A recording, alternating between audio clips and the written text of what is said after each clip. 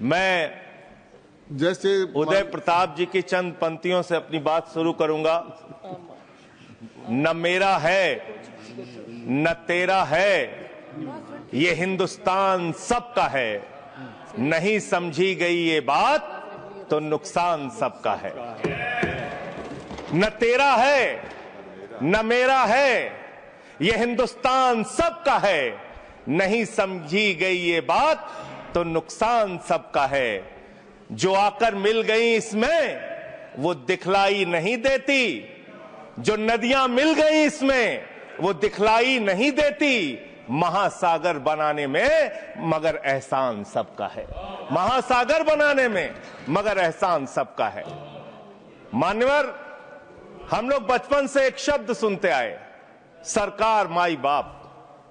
सरकार माई बाप यानी कि जो सरकार होती है वो लोगों की माई बाप होती है, मां की तरह ख्याल रखती है, पिता की तरह ख्याल रखती है। लेकिन अगर कोई सरकार अपने बच्चों को उसका गला घोटने पे उतारू हो जाए तो वो फिर सरकार निष्पक्ष सरकार नहीं है, नहीं है मान्यवर। वो सौतेली मां है, वो सौतेली मां है, उसका व्यवहार सौतेला है। और आज आप जो काम कर रहे हैं इस बिल के माध्यम से, आप बाबा साहब डॉक्टर भीमराव अंबेडकर जी के द्वारा लिखे गए संविधान की हत्या कर रहे हैं। और ये बात मैं इसलिए कह रहा हूं कि बाबा साहब डॉक्टर भीमराव अंबेडकर जी ने संविधान की धारा 26 में लिखा, धार्मिक मामलों के प्रबंधन की स्वतंत्रता, धार्मिक एवं धर्मार्थ उद्देश्यों के लिए संस्थाओं की स्थापना एवं रखरखाव करना, धर्म के मामलों में अपने स्वयं के मामलों का प्रबंधन करना, चल एवं अचल संपत्ति का स्वामित्व एवं अधिग्रहण करना तथा ऐसी संपत्ति का कानून के अनुसार प्रशासन करना।